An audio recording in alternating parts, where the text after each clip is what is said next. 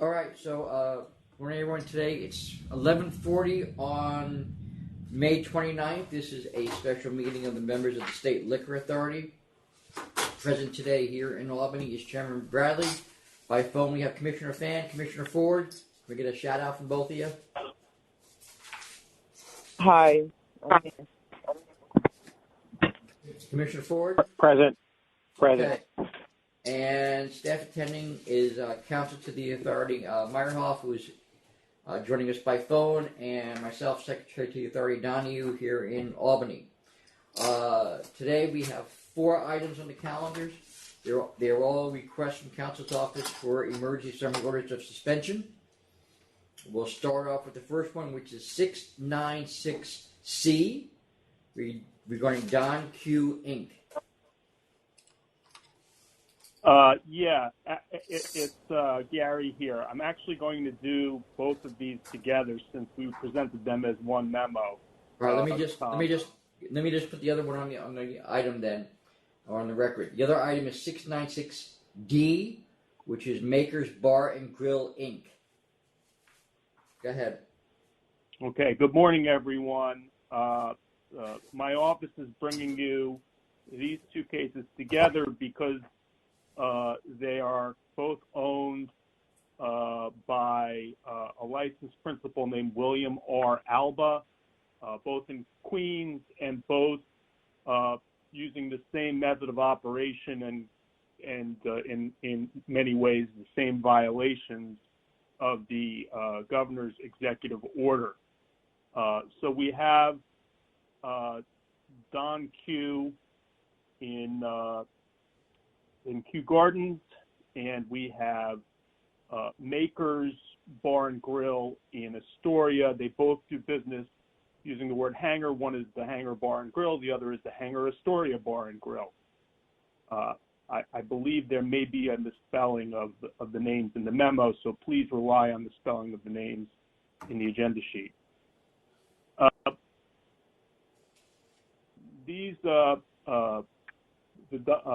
Don Q in Kew Gardens is at 11911-11913 Metropolitan Avenue in Kew Gardens, New York.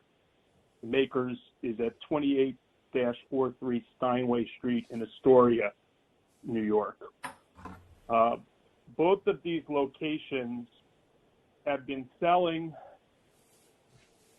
alcohol to customers in a way that has caused congestion on the street and jeopardizing health and safety of the public. Their method of operation is to have people line up, and apparently it's a very popular one because the lines are stretching down the street, to buy alcohol with a $4 bag of tortilla chips, and then they tend to mill around after that and drink their alcohol. The alcohol is being given in unsealed containers with straws, and as a result of this conduct, there have been 80 311 complaints from the Metropolitan Avenue location in Kew Gardens, 23 for the Steinway Street location in Astoria between March 20th and May 19th. The conduct here is violative of the to-go service provisions that the governor has permitted under his executive order, which are expressly subject to the guidance offered by the State Liquor Authority. As you may recall, we put that guidance up on our website immediately at the time the governor's executive order went into effect. It's been up there ever since. It was modified a little bit in the first week or two as new questions arose and additional Q&As were added to clarify, at least as pertinent to this particular method of operation, that to-go service really meant to-go service of food. That the governor was allowing the restaurant to serve food to go with alcohol as a way of helping restaurants that had to be closed, but it had to be to-go service. to-go service meant you were actually selling food, and the food that your license required you to sell. Both of these locations are restaurants, not taverns. The alcohol had to be in a sealed container, and it had to really be to go. You would not be allowed to have your customers drink it in the bar, linger, congregate inside or immediately outside or next to your bar. All of this is set forth clearly on the website, and we've quoted the language from the website to you in your material.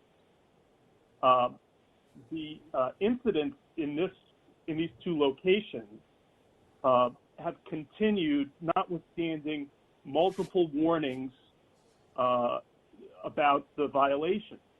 The complaints, the 311 and 911 complaints, caused local law enforcement to visit these locations on multiple days, beginning in April, and we've set them out for you in your materials. With respect to Don Q in Kew Gardens, the first such meeting with law enforcement was on April 10th. The manager was warned about the excessive complaints. They were told that they couldn't operate that way. We have a picture showing 8 people standing by the bar with one person drinking from a cup. So at least on that occasion, they were inside. A few days later, on April 11th, we investigated another complaint. The police investigated another complaint. 10 individuals were watching television inside the establishment. On April 17th, 15 people waiting online, people not separated by masks. On May 3rd, a complaint was investigated. Over 50 patrons, both inside and outside the location, and at this point, a summons was issued for disorderly premises. So that's back in early May, a summons issued. They know that this is a violation. On May 18th, 2 more complaints were investigated. Approximately 50 to 100 patrons congregating on the sidewalk in front of the establishment, consuming alcohol, not practicing social distancing. The licensee's principal, William Alba, was warned again about that. And then on May 19th, the SLA went with the New York Police Department at 5:30. One of our investigators received the alcoholic drink without food, not in a sealed package. I believe he drank it inside. Was not asked to leave. The bartender gave him a plastic straw. So this is a location and an owner that knew that this was a violation and continued to violate it. On May 20th, another visit from our investigator, they were still doing the same thing. If we move to the Astoria location, also owned by the same individual, this is a location that has open cases already against it, including an NOP, notice of pleading with 22 charges, including focal point for police attention, noise issues. We served the notice of pleading, but the case has not proceeded because we've been in restrictions. The same mode of operation is taking place at the other location. The police responded on April 25th, observing numerous patrons less than 6 feet apart, congregating, consumption inside and outside. On May 15th at 8:30, they responded to a call of disorderly conduct outside the premises. They observed 80 to 90 people in front of the establishment at that time. Only one security guard working, couldn't control the crowd. Individuals observed drinking from their open cups. And then again on May 21st at 4 p.m., our investigator conducted an investigation, observed patrons consuming inside and outside the premises, 23 calls for service at this location in the past 60 days. This is a circumstance that we are seeing taking place in and around the state. It is, I guess, a next generation way of attempting to avoid or evade the restrictions of the governor's order. It's clear that this is not to-go service, that this particular owner has been warned that this is not to-go service. He's ignored those warnings. It continues to be a nuisance on the street, and based on the significant risk to health and safety that comes from people milling together, the very reason why the governor restricted on-premise services, this is the violation. While the people don't happen to be hiding inside, they are more in plain view. The same risk to health and safety exists as in the other cases that we've seen, and the violations are just as, they're also violations. The governor's order was clear in expressly conditioning the right to sell to go on the guidance that the SLA would set forth. That guidance includes at least 3 aspects that these locations have violated continuously over the last 60 days, that food be served with the alcohol. They've been marketing the sale of $4 purchase of chips. That is not the food that's required under those licenses. The guidance on the website makes it clear that that chips are not good enough even for a tavern, and that you have to sell the kind of food that your restaurant license requires. That's an open kitchen with actual cooked food, clearly not being offered here. They're also not giving the alcohol out in sealed cups. And then the third is that they are allowing people to linger and congregate inside and outside the location, all of it a danger. And given the continued lawlessness at these locations, the members can have no confidence that they will adhere to this law going forward. Under these circumstances, Council's office believes that both licenses should be summarily suspended. Commissioner Fan, any questions? No, I don't have any questions. Commissioner Ford. Just a couple things here. Regarding Don Q, DBA The Hangar Bar and Grill, looks like the police visited April 10th, observed 10 individuals, April 17th, 25 individuals, May 3rd, 50 inside and outside, for which they finally issued a summons. May 16th and 17th, approximately 50 to 100 people congregating in front. May 19th, a joint operation serving unsealed drinks, not to go, and without food. And May 20th, the SLA investigator observed patrons still displaying the same conduct. As you said, in all, 8301 complaints, 115 911 calls, a total of 120 self-initiated police interactions conducted here since the executive order went into effect. And with complaints ranging from unsealed containers, permitting consumption inside and outside the premises. So that one is clearly no intention to follow the law. And regarding makers, the April 25th, police found numerous patrons inside and outside. May 15th, 80 to 90 people in front. And again, on May 21st, as you said, there's other open cases against this one, including a shooting involving multiple participants and shooters, in which the case the licensee was uncooperative with the police in their investigation. And we have letters from the police department and community board, both requesting the license be revoked. So I think in both these cases, there's no question about what needs to be done. That's all I have to say about that. Chairman Bradley, any questions? No. All right, let's go ahead and vote then. With respect to item 696C, which is Don Q, Commissioner Fan. I vote to summarily suspend this license in item 696C. As Commissioner Ford mentioned, these facts are very, very disturbing. This licensee has clearly tried to develop his business model, taking advantage of the COVID situation and putting both his patrons and his own staff in jeopardy when you only have one security guard dealing with a crowd of 100, people wanting to drink. It's really not a good place to be. And I'm abhorred by the volume of police reports and records that people have multiple times told this licensee he shouldn't be doing what he's doing.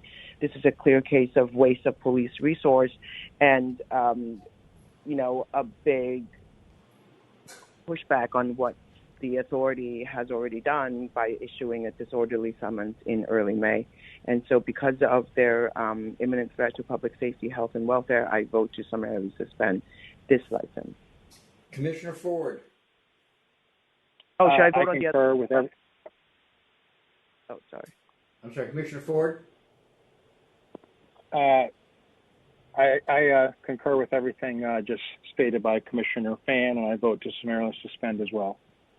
Chairman Bradley. I vote to summarily suspend. I think it is summarized in the referral from the police department, quote unquote, quote, it is important for the SLA to understand that this establishment requires constant police attention in the midst of an infectious disease pandemic. To me, that says it all. So, yes. All right, then for item 696D, Maker's Bar and Grill, Commissioner Fan. For the same reasons where this licensee has taken advantage of the COVID situation to try to do business ahead of everybody else and putting his own staff in jeopardy and also his patrons in harm's way because of his imminent threat to public safety, health, and welfare. I vote to summarily suspend this license in item 696D. Commissioner Ford. I vote to summarily suspend as well under all the for all the reasons as just stated by Commissioner Fan. Chairman Bradley. I vote to summarily suspend. It's obviously a risk to the public health, safety, and welfare to keep this place open. All right, then the next item, 696E, Alfonso Cabrera. Yes, members, this is your memo actually refers to the licensee name as Metapan Pizzeria. That is actually the doing business as. The licensee is Alfonso Cabrera. This is a pizzeria with a liquor license at 326 Webster Avenue in New Rochelle, New York, Westchester County. Alfonso Cabrera is the sole principal on the license. He is supposed to self-manage. The authority received a referral from the New Rochelle Police Department after a business inspection. They'd received an anonymous resident complaint that there were people inside. They saw 15 people drinking inside. Officers arrived on May 9th, 2020 at approximately 9:50.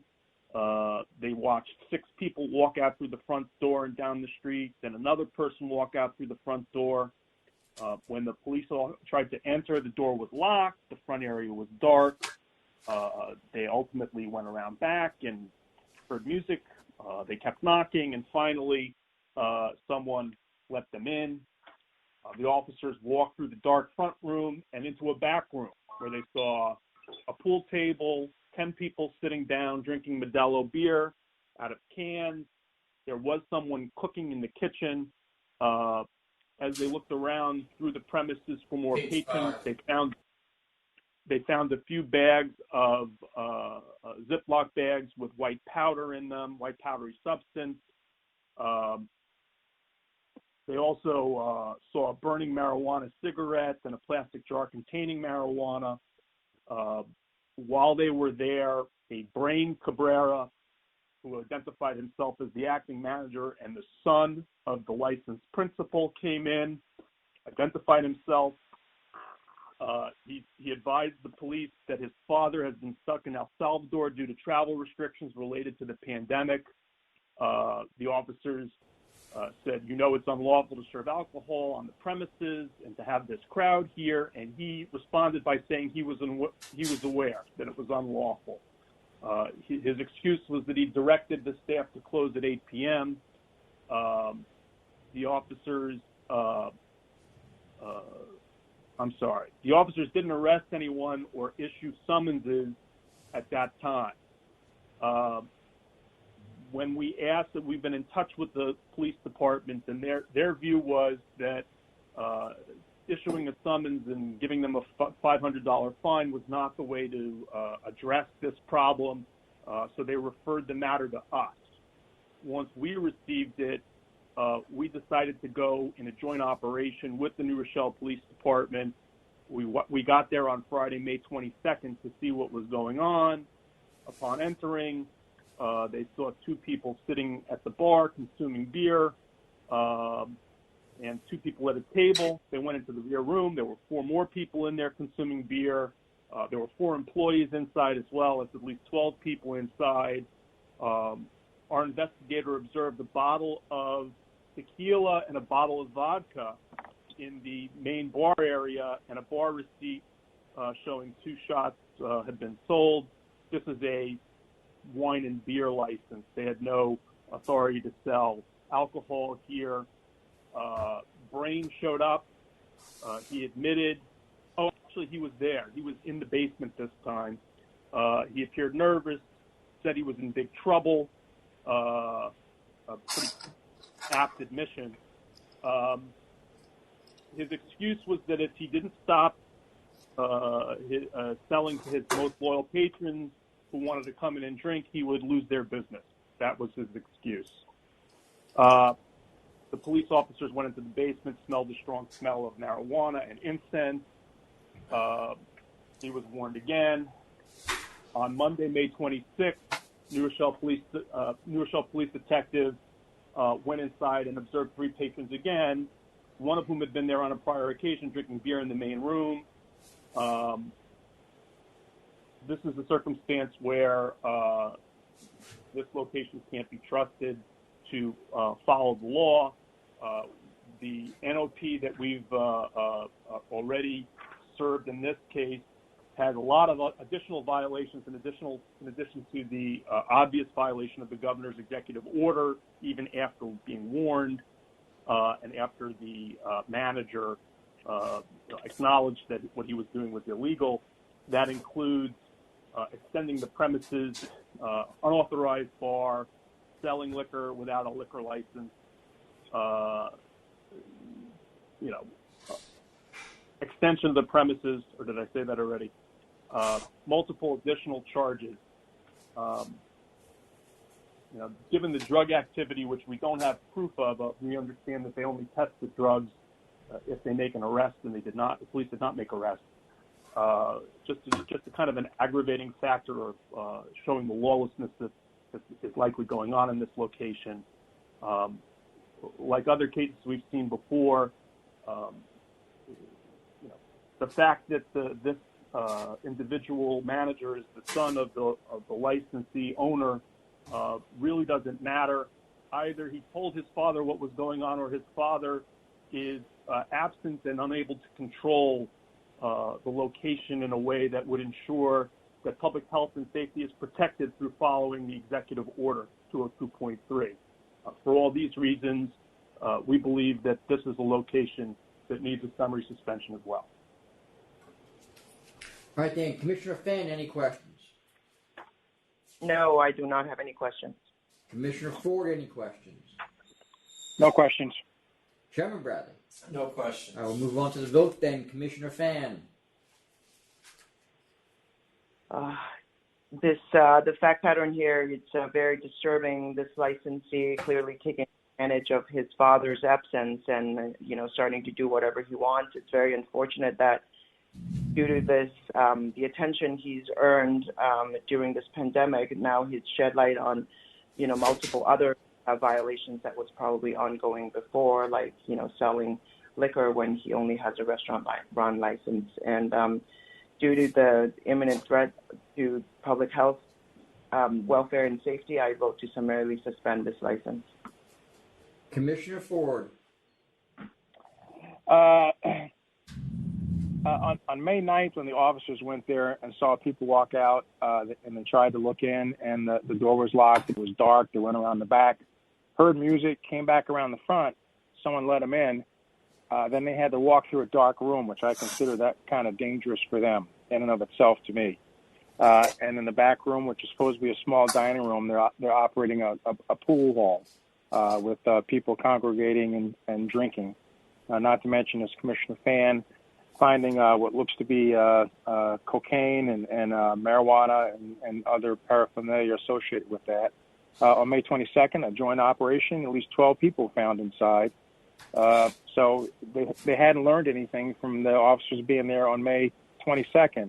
And Brain, the manager, I guess we want to call him, he was warned yet again. He claimed he couldn't stop his loyal patrons from coming and going. He admitted he knew he was violating the law back on May 9th when he was confronted by police about having more than a dozen people consuming on the premises. And again, on May 26th, police went back again, saw the same thing again, one of the same people as before. So it's pretty obvious this place has no control or will not control their patrons coming and going, and has no intentions of complying with the order right now. So I vote to summarily suspend. Okay, then, Chairman Bradley.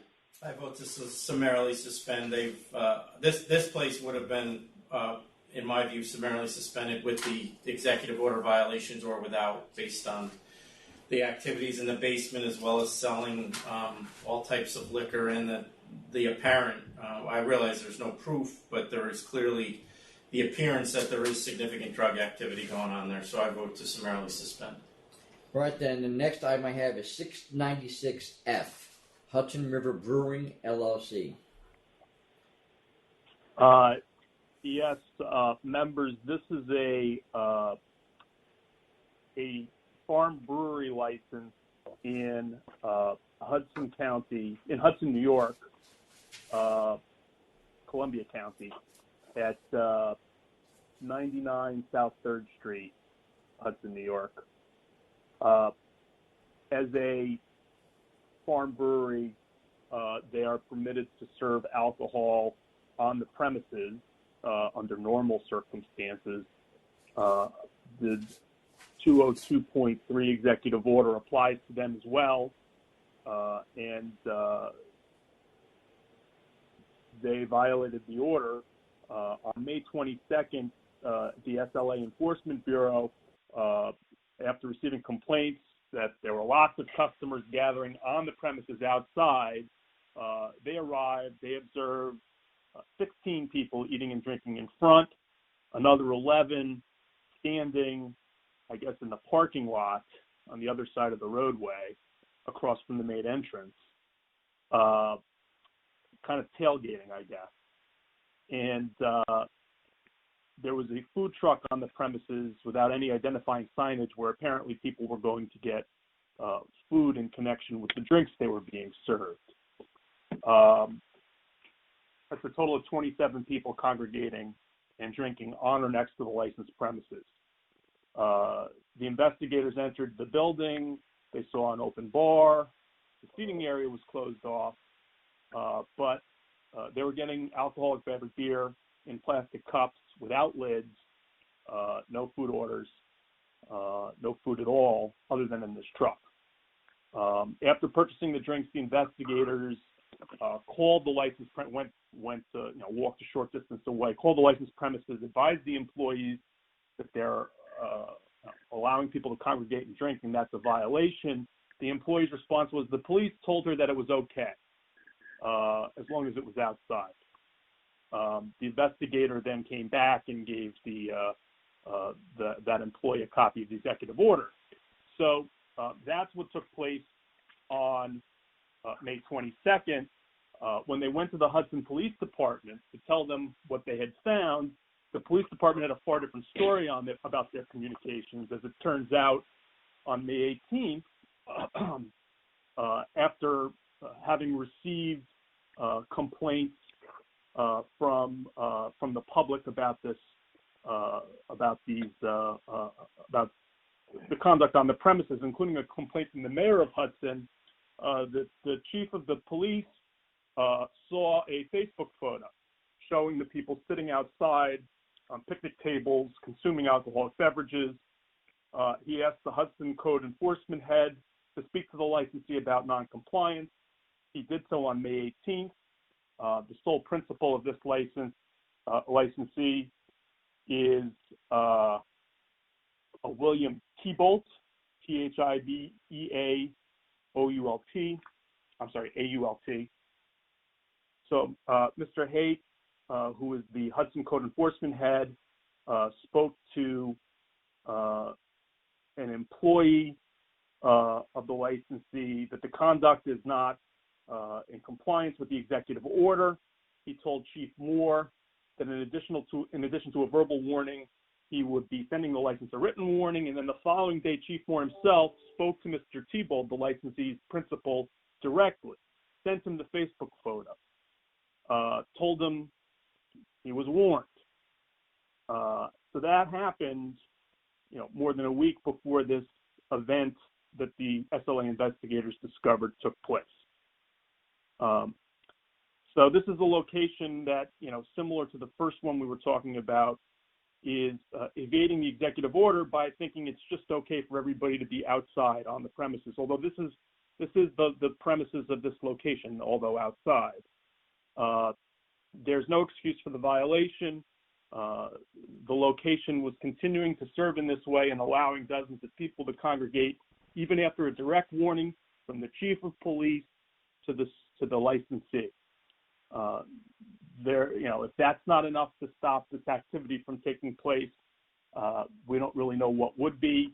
The members can have no confidence that the executive order will be followed here, and we think that this place should also be summarily suspended.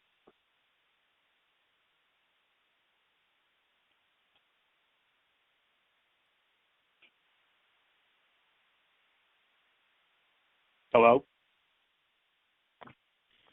Oh, Commissioner Fan, any questions? No, I do not have any questions. Commissioner Ford? I'm good, thank you. Chairman Bradley? No questions. All right, then we'll go ahead with the vote. Commissioner Fan? This again is an egregious violation of the executive order. By organizing a presence of a food truck, there's definitely a clear decision to violate the order by this licensee, and their on-premise privilege to sell beer, it's tied to their farm license. They don't have a separate on-premise service license. The industry lobbied for the governor and the agency to allow them to serve on site, and I think that they should know better than to allow crowds of patrons when they know that their brewing business is really the bread and butter. And so it's very Actually, important. can I just jump in for 1 second, please? Yes. Yeah, I had forgotten to say that, as we phrase the summary suspension here, this is the first time that we've dealt with a license that has not only retail privileges, but also manufacturing privileges. We leave it to the board to decide how to handle this, but do believe that it would be possible, based on our understanding of the law, which seems vague in this area, to have the suspension apply to their retail privileges, but not necessarily suspend their ability to manufacture beer and sell it wholesale. So we put that into our request and leave it to the members to decide whether this license should be suspended as a whole, if that's the members' decision, or whether it should be limited to their retail privileges, which in this case would address the risk to public health and safety that a summer suspension is designed to address.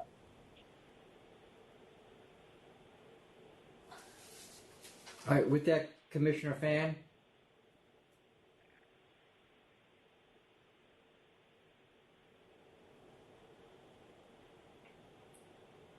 I would respond with saying that I'm going to vote to suspend the whole license for imminent threat to public safety, welfare, Okay. health. Commissioner Ford. Hudson PD received a complaint about the premises from the mayor, apparently over a Facebook post, which is kind of like not very smart.